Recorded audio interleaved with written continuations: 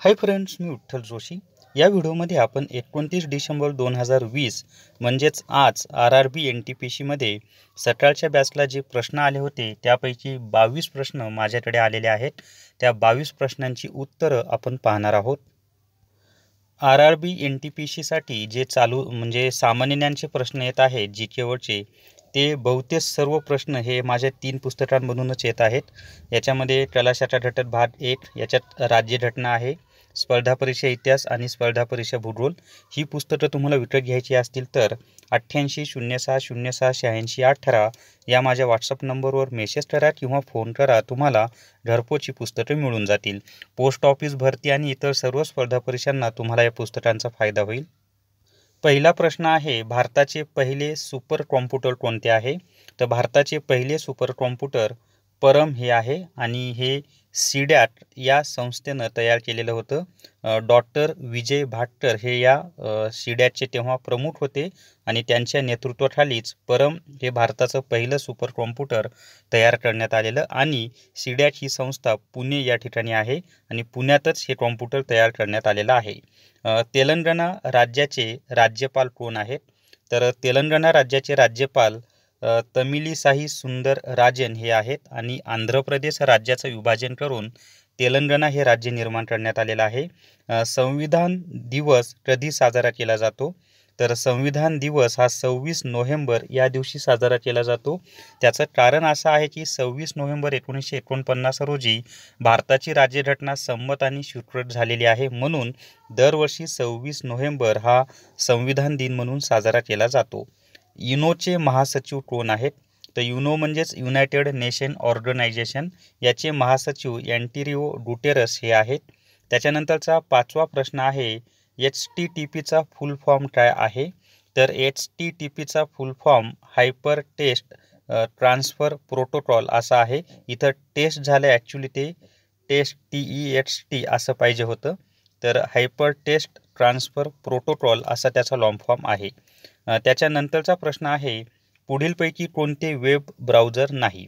तर याच्यामध्ये Chrome, safari, Mozilla, internet explore ही सर्व वेब ब्राउझर आहेत।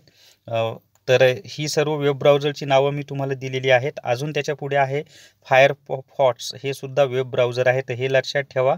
मग यापैकी कुठला तरी एक पर्याय नसणार आहे आणि 3 पर्याय यापैकी कुठलं तरी नाव असेल आणि चौथा पर्याय वेगळं नाव असेल तर ते चौथा पर्यायच उत्तर असणार आहे। तर मला वाटतं गुगल हा ऑप्शन दिला होता, तर गुगल वेब ब्राउझर नाही आहे, पण ही दिलेली सर्व वेब ब्राउझर आहेत, तर ही नावं लक्षात असू द्या। आणि वेब ब्राउझरचं काय काम असतं? तर वेब ब्राउझरवर एखादी वेबसाईट आपण ओपन करू शकतो आणि गुगल हे सर्च इंजिन आहे। त्याच्यानंतर सर्वग्राही रक्तगट कोणता आहे? तर AB हा सर्वग्राही रक्तगट आहे। याचा अर्थ काय? तर AB रक्तगट असलेल्या व्यक्तीला कोणत्याही रक्तगटाचं रक्त चालतं, म्हणून ABला सर्वग्राही रक्तगट असे म्हणतात। आणि सर्वदायी म्हणजे सर्वदाता जो रक्तगट आहे तो आहे O। ही O हे रक्तगट असलेल्या व्यक्तीचं रक्त कोणत्याही व्यक्तीला चालतं, म्हणून त्याला सर्वदाता असे म्हणतात आणि ABला सर्वग्राही असे म्हणतात। रक्तगट एकूण 4 आहेत, A, त्याच्यानंतर B, AB आणि O असे 4 रक्तगट आहेत। पेशीचा शोध कोणी लावला? तर रॉबर्ट हुक यांनी पेशीचा शोध लावलेला आहे। GST कोणत्या प्रकारचा कर आहे? तर GST हा अप्रत्यक्ष कर आहे। कराचे 2 प्रकार असतात, एक आहे प्रत्यक्ष कर आणि दुसरा आहे अप्रत्यक्ष कर। प्रत्यक्ष कर हा थेट ग्राहक, म्हणजे आता समजा आपण इन्कम टॅक्स आहे तर थेट आपण गव्हर्नमेंटला देतो, हा झाला प्रत्यक्ष कर। आणि अप्रत्यक्ष कर हा ग्राहकाकडून थेट गव्हर्नमेंट घेत नाही, तर ग्राहक हा दुकानदाराला देतो आणि दुकानदारामार्फत मग गव्हर्नमेंट घेतो, म्हणून तो अप्रत्यक्ष कर आहे। त्याच्यानंतर आहे, चुन्याचे रासायनिक सूत्र काय आहे? तर CaOH2 हे चुन्याचं रासायनिक सूत्र आहे। जपानचे नवीन राजे कोण आहेत? तर जपानचे नवीन राजे नारुहितो हे आहेत। त्याच्यानंतरचं आहे, भारतीय राज्यघटनेतील स्वातंत्र्य, समता व बंधुता ही तत्त्व कोणत्या देशाकडून घेतली आहेत? तर आता भारतीय राज्यघटनेमध्ये जे स्वातंत्र्य, समता व बंधुता ही तत्त्व आहेत, ही आपण फ्रान्स या देशाकडून घेतलेली आहेत आणि फ्रान्स राज्यक्रांतीने जगाला दिलेली ही देणगी आहे स्वातंत्र्य, समता आणि बंधुता या 3 तत्वांची. आणि हे सर्व प्रश्न मी www.vithaljoshi.com या वेबसाईटवर दिलेले आहेत. त्याची लिंक डिस्क्रिप्शनमध्ये दिलेली आहे. भारतातील सर्वात उंच शिखर कोणते आहे? तर भारतातील सर्वात उंच शिखर गॉर्डन ऑस्टिन हे आहे. त्यालाच आपण K2 असं म्हणतो. आणि हिमालय पर्वतरांगेतील काराकोरम या पर्वतरांगेमध्ये हे शिखर आहे, गॉर्डन ऑस्टिन किंवा K2.